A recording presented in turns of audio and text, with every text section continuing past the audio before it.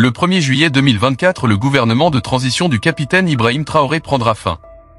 Rappelons que lorsqu'il est arrivé au pouvoir en septembre 2022, et a été nommé président par intérim du Burkina Faso, en octobre de la même année, Ibrahim Traoré s'est engagé à soutenir une transition menant à des élections en juillet 2024. Cela signifie que le gouvernement militaire qui dirige le Burkina Faso depuis plus d'un an est sur le point de se terminer. En conséquence, l'administration de Traoré a récemment annoncé qu'elle organiserait des consultations nationales à la fin de ce mois, pour déterminer les prochaines étapes de la transition du pays vers un régime civil. Selon un communiqué de presse signé par le ministre de l'administration territoriale, Émile Zerbo, élu à la télévision nationale, des réunions nationales ont été convoquées pour les 25 et 26 mai à Ouagadougou. Ces réunions permettront aux représentants des forces vives de la nation de délibérer sur les prochaines étapes de la transition, qui se poursuivra jusqu'au 1er juillet 2024, comme stipulé dans la charte du 14 octobre 2022, a déclaré l'annonce. La déclaration du ministre a également révélé que les réunions rassembleront des représentants de la société civile, des partis politiques et de l'armée pour faire le point sur les mois passés, décider de la poursuite de la transition et de la forme que prendra cette continuation. Cette annonce intervient après que les 71 membres de l'Assemblée législative de transition, l'ALT, ont approuvé un plan pour un forum de transition, laissant au peuple souverain, qui se réunira lors du forum national, le soin de décider de l'évolution de la transition en avril. Tous ces mouvements préparent ce qui se passera après la fin de la période de transition du capitaine Traoré en juillet. Mais la question est, est-ce que c'est ce que les citoyens du Burkina Faso veulent?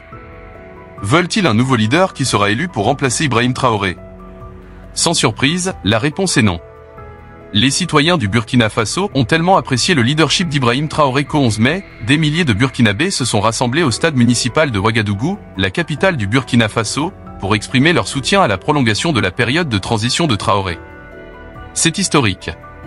Il est très rare que des citoyens de pays africains se mobilisent en masse pour demander que le gouvernement actuel continue à les diriger. En fait, au cours des 2 dernières décennies, cela ne s'est jamais produit.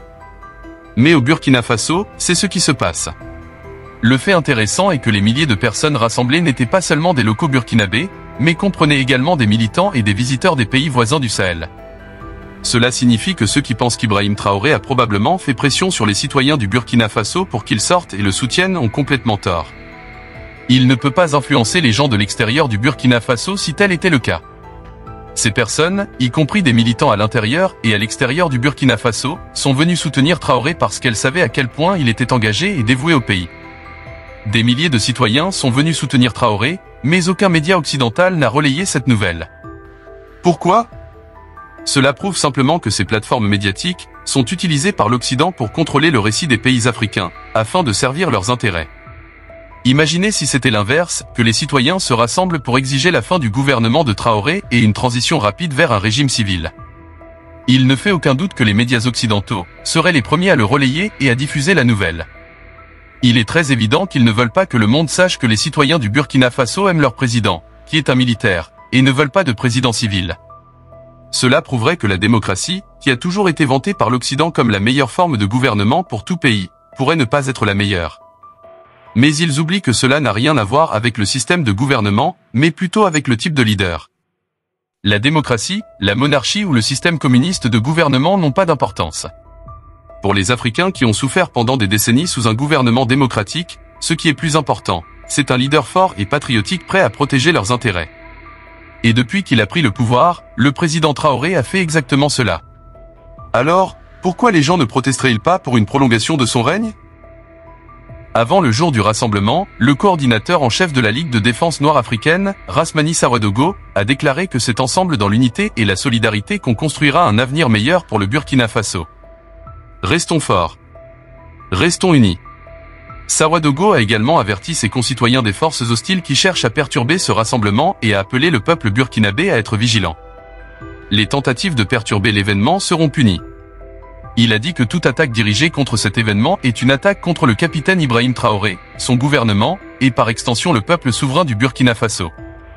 De telles actions seront considérées comme une trahison de notre nation et seront traitées avec la plus grande sévérité. La coordination nationale des associations de veille citoyenne du Burkina Faso a déclaré que le rassemblement devrait être un événement historique et solennel. Tout cela signifie qu'une grande préparation a été nécessaire pour organiser ce rassemblement. Et le jour J, des milliers de locaux burkinabés, des militants et des visiteurs d'autres pays sont venus soutenir l'administration de Traoré. Comme l'a rapporté le correspondant de l'initiative africaine, les organisateurs du rassemblement estiment que les élections sont inacceptables pour maintenir la paix dans le pays et demandent des changements à la constitution pour libérer pleinement et raviver le pays. Nous ne voulons pas entendre parler d'un autre président, nous ne voulons pas d'élections, ont chanté les dirigeants des organisations locales de la société civile. Et pourquoi pas? Après tout, depuis la mort de Thomas Sankara, le Burkina Faso a souffert sous la domination de dirigeants incompétents et avides qui ne se soucient que de leurs intérêts et de ceux de l'Occident. Cependant, depuis l'arrivée au pouvoir de Traoré, il a mis le pays sur une bonne voie. Il suffit de regarder tout ce qu'il a accompli au Burkina Faso, en particulier dans l'agriculture. Avec l'acquisition d'un nombre important de tracteurs, d'équipements de labour, de semences et d'intrants agricoles pour la campagne agricole 2024, le Burkina Faso se dirige droit vers l'autosuffisance alimentaire. Peuple du Burkina Faso, depuis plus de 60 ans, on nous a fait comprendre qu'un certain nombre de cultures comme le blé ne pouvaient pas être produites au Burkina Faso. Mais aujourd'hui, avec le capitaine Ibrahim Traoré, le Burkina Faso est inscrit sur la liste des pays producteurs de blé. Mais ce n'est pas tout ce qu'il a accompli dans le secteur agricole burkinabé. Nous avons lancé donc deux grosses opérations l'année passée, l'offensive agro-pastorale et aussi l'initiative présidentielle pour l'autosuffisance alimentaire. Le ministère avait déjà engagé un processus de labour gratuit de 64 000 hectares dans toutes les régions. En plus de ça, donc, nous avons décidé d'acquérir environ un demi-millier de tracteurs. Pour cette saison, il faut le dire que ces tracteurs seront utilisés pour labourer gratuitement les terres pour cette saison pluvieuse qui va commencer. L'objectif, c'est de vraiment accroître et atteindre l'autosuffisance alimentaire. Ce qu'il faut peut-être préciser, c'est inviter la jeunesse à aller rapidement défricher les champs. En 2023, il a lancé deux programmes agricoles majeurs, appelés Opération Offensive Agro-Pastorale et Initiative Présidentielle pour l'Autosuffisance Alimentaire, où plusieurs initiatives ont été menées pour atteindre les objectifs de ces programmes. Par exemple, en février 2024, le projet d'urgence pour l'augmentation de la production agricole au Burkina Faso a été lancé en collaboration avec le groupe de la Banque africaine de développement, qui a fourni 38,4 millions d'euros pour aider à renforcer la sécurité alimentaire dans le pays face aux impacts de l'invasion de l'Ukraine par la Russie. En mars, au lieu d'acheter des voitures exotiques comme d'autres dirigeants pourraient l'avoir fait, Traoré a dépensé 78 milliards de francs CFA pour acheter des équipements agricoles, y compris des tracteurs et des intrants agricoles tels que des semences et des engrais. Cet engagement sans faille envers le secteur agricole est le résultat de la vision de Traoré d'un Burkina Faso autosuffisant sur le plan alimentaire. Outre l'agriculture, Traoré s'est également engagé à exploiter le potentiel du secteur minier du pays. En 2023, Traoré a interdit les exportations d'or afin de remettre en ordre le secteur minier de l'or. À cette fin, il a construit une raffinerie d'or et une installation de traitement des déchets miniers, ce qui aidera à créer de la valeur et des opportunités d'emploi pour la population burkinabé. Tout comme son mentor, Thomas Sankara, Traoré a refusé de recevoir un salaire présidentiel et a également réduit les salaires des politiciens burkinabés. Selon lui, il n'est pas juste que quelques personnes dans le pays gagnent des millions de francs CFA, tandis que des millions de personnes dans le pays luttent pour se procurer les nécessités de base. Il n'a pas seulement parlé de réduire les salaires des politiciens.